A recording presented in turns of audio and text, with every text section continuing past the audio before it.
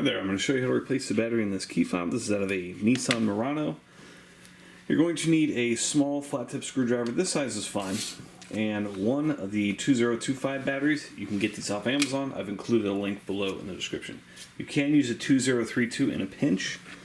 And some of these do take one or the other. So make sure you check yours before you purchase the battery. So first thing you want to do is push this latch up this way and pull out your mechanical key. Now you want to take your small screwdriver and insert it on either side of this little tab right here. So just kind of put it in here and gently pry like that. That should separate enough where you get access to the battery. And like I said, this one's a 2025. You can actually see it written right there.